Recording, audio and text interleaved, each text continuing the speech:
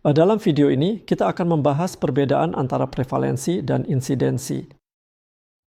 Jadi, insidensi adalah jumlah kasus baru dalam periode waktu tertentu, sehingga rumusnya adalah kasus baru dibagi dengan populasi yang berisiko. Jadi, ini akan mengukur probabilitas seseorang mengembangkan suatu penyakit dalam periode waktu tertentu. Lalu, apa yang dimaksud dengan populasi yang berisiko? Populasi yang berisiko berarti mereka yang belum terkena penyakit tersebut. Jadi, kita akan mengecualikan mereka yang sudah memiliki penyakit tersebut. Yang berarti populasi yang berisiko adalah orang-orang yang juga memiliki kemungkinan untuk terkena penyakit tersebut. Jadi kita akan mengecualikan mereka yang tidak akan terkena penyakit, baik karena mereka kebal terhadapnya atau karena mereka sudah pernah terkena penyakit tersebut. Jadi ketika kita memiliki insidensi yang tinggi, itu berarti penyakitnya sedang aktif karena ada kasus baru yang bermunculan.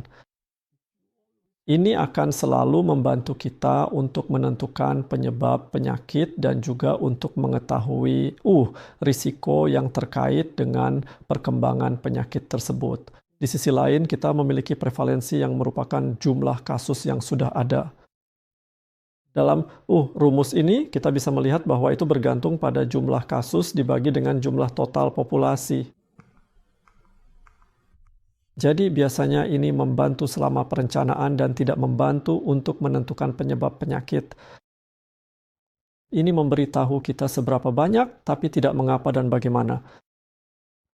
Jadi mari kita ambil contoh berikut. Misalkan kita memiliki 200 mahasiswa yang ingin kita teliti, melakukan studi pada 200 orang tersebut. Jadi ketika kita akan memulai studi, sudah ada 6 dari mereka yang memiliki penyakit tersebut. Setelah beberapa waktu, setelah 3 bulan, 3 kasus baru mengembangkan penyakit tersebut. Sekarang mari kita hitung prevalensi dan insidensi. Prevalensi adalah jumlah total kasus dibagi jumlah total populasi. Jadi jika kita melihat kembali ke contoh ini, jumlah total kasus adalah 9 karena kita memiliki 6 kasus lama ditambah 3 kasus baru. Jadi hasilnya adalah 9 dari 200. Dan dalam kasus ini, jawabannya adalah 0,045 atau kita bisa katakan 4,5% atau kita bisa katakan 45 kasus per 1000. Namun, kita tahu jika kita ingin menghitung insidensi hanya kasus baru dibagi populasi yang berisiko. Jadi, berapa banyak kasus baru yang kita miliki?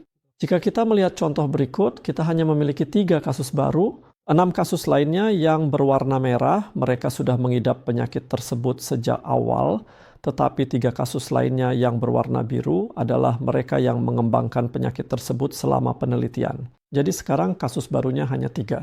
Bagaimana dengan populasi yang berisiko? Dalam kasus ini, populasi yang berisiko adalah 194 bukan 200.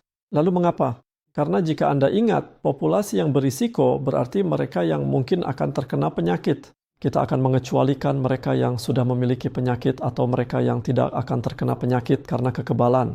Jadi dalam kasus ini sudah ada 6 orang yang sudah terkena penyakit. Jadi 200 dikurangi 6 menjadi 194. Jadi jawabannya dalam kasus ini adalah 3/194 dan hasilnya adalah 0,015 atau bisa kita katakan 1,5% atau 15 kasus per 1000 atau 150 kasus per 10.000. Jadi kita hanya memiliki 194 karena 6 diantaranya sudah terkena penyakit dan kita harus mengecualikan mereka dari populasi yang berisiko. Jadi kita bisa melihat semakin banyak insidensi yang kita miliki akan semakin menambah prevalensi, lalu seiring waktu akan ada beberapa kasus yang meninggal atau sembuh. Jadi ada hubungan antara prevalensi dan insidensi. Di sini kita bisa melihat prevalensi, misalnya kita memiliki sekitar 11 kasus. Seiring waktu, kita akan mendapatkan lebih banyak kasus baru yang akan menambah prevalensi tersebut. Jadi sekarang jumlah total kasus akan berubah. Kita akan memiliki sekitar 20 kasus total dan 9 kasus baru. Lalu seiring waktu, beberapa dari kasus tersebut akan meninggal atau sembuh. Kemudian kita akan memiliki prevalensi dan insidensi yang baru juga. Jadi untuk mengingat kembali, insidensi adalah jumlah kasus baru dibagi populasi yang berisiko, sedangkan prevalensi adalah jumlah total kasus dibagi jumlah total populasi. Terima kasih.